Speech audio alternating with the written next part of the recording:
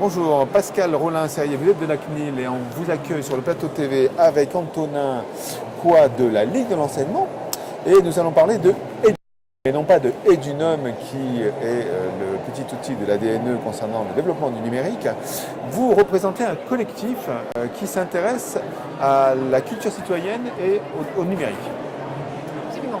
Nous avons lancé le pilotage et la structuration de ce collectif en 2013 avec une quarantaine d'acteurs du numérique qui allaient tous dans le même sens, qui développaient des outils, des contenus, des actions pédagogiques.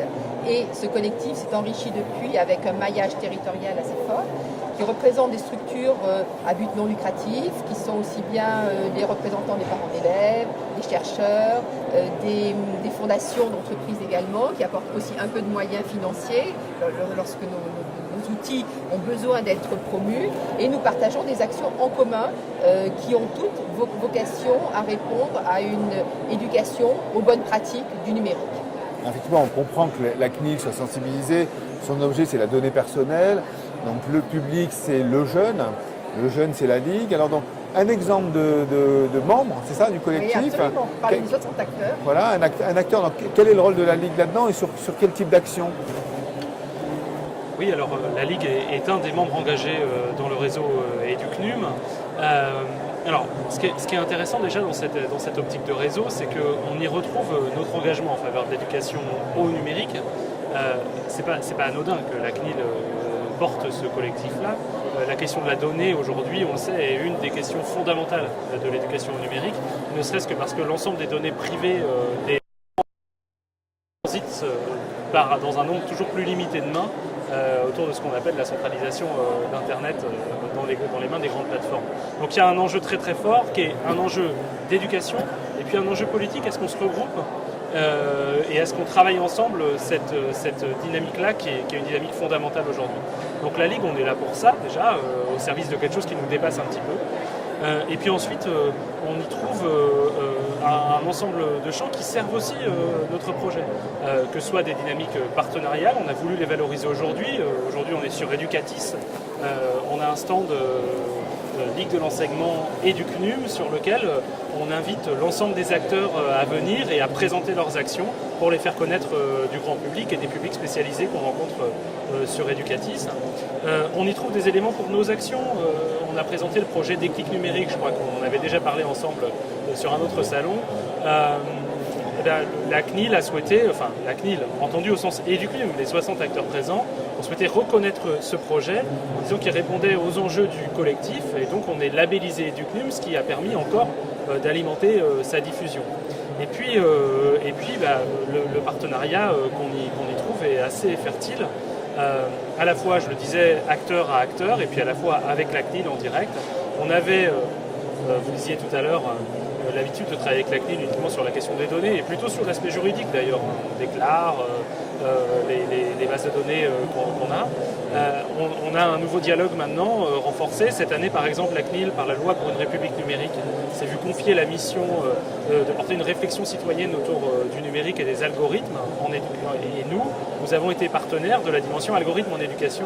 Et c'est grâce à ce partenariat qu'on a pu lancer l'émission L'heure d'école qui avait eu lieu à Ludovia, je ne sais pas si vous vous en souvenez, pendant 3 jours sur les algorithmes en éducation. Donc c'est pour nous un partenariat auquel on tient particulièrement.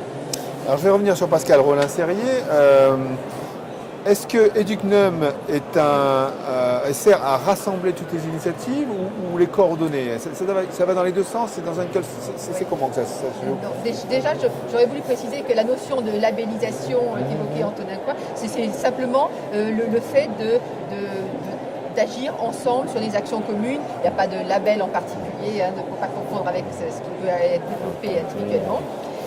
Néanmoins, pour répondre à votre question, la mise en commun est plus une mutualisation d'initiatives portées par chaque acteur pour avoir d'autant plus de force, d'autant plus de poids pour toucher tous les publics que chacun des partenaires, la Ligue dans le monde de l'éducation, la PEP auprès des parents d'élèves, la MGEN, la Fondation auprès de leurs propres acteurs éducatifs, développent des outils, mettent des formations même et réalisent des contenus qui peuvent être utilisés dans les cours, dans les formations, dans les séquences éducatives. Ah, c'est vous qui allez chercher les nouveaux partenaires? Ça se passe comment Au début, oui, effectivement. En 2013, nous avons recensé un certain nombre de partenaires qui avaient candidaté avec nous d'ailleurs au label Grande Cause numérique. Le label, nous ne l'avons pas eu, mais le collectif a choisi de continuer d'agir et en même temps de se rencontrer, d'échanger sur ses propres problématiques et surtout de mutualiser des ressources et de lancer par exemple une initiative telle que les trophées du CNUM qui sont aujourd'hui à leur 4e saison, qui sera lancée en janvier prochain. Pour l'instant, on valorise encore le travail des lauréats de l'année dernière, qui sont des jeunes de 18 à 25 ans, qui sont responsabilisés pour développer des contenus à destination des plus jeunes. Nous favorisons beaucoup le dialogue intergénérationnel. Nous, la CNIL, au titre institutionnel, avons aussi des outils, des ressources comme nos partenaires, mais rien de mieux que des jeunes pour pouvoir s'adresser aux plus jeunes pour leur recommander les meilleures pratiques sur Internet. Donc les trophées est une illustration.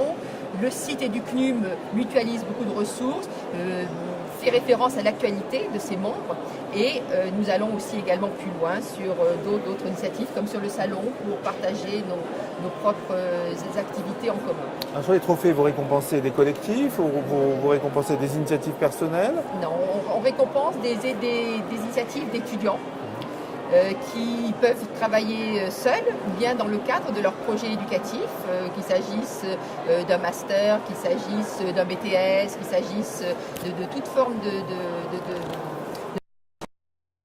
mène ce projet soit à titre seul, soit en équipe, et on favorise aussi, si possible, la mise en commun de compétences qui sont aussi bien numériques, qui sont créatives et qui permettent de trouver un outil qui peut être une vidéo, qui peut être une BD, qui peut être un jeu de plateau, comme on a récompensé. Il y a eu un stop motion de récompensé la première année, et qui ensuite sont diffusés aussi par les membres du collectif, voire même repris par l'Éducation nationale, comme ça a été le cas du web documentaire Friendship lors de la première saison des trophées du CNUM.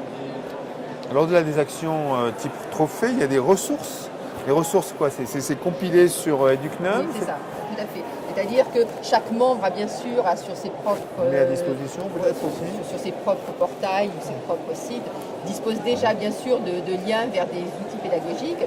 Et l'intérêt est de quand même faire un choix d'un certain nombre d'outils que nous mettons en commun et qui sont accessibles vers des prescripteurs principalement. C'est difficile de s'adresser aux jeunes directement, mais c'est plutôt des parents, des enseignants, des éducateurs qui peuvent utiliser des vidéos, des clips, des séquences sur qu'est-ce que mes données personnelles, quels sont mes droits pour me protéger en ligne, qui sont rendus vulgarisables auprès des jeunes publics et qui peuvent être une base de travail dans une classe, dans un cours, dans une séquence pédagogique.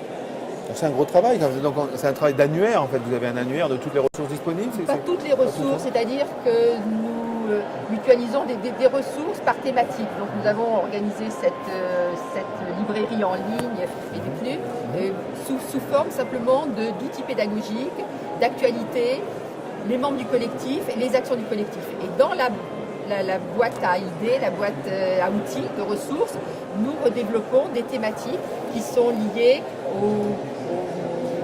aux enjeux de l'approche par le code, la protection des données en ligne, des projets éducatifs qui ont pu être lancés par nos partenaires, des vidéos directement. Donc on séquence en fait sur notre site un certain nombre de ressources.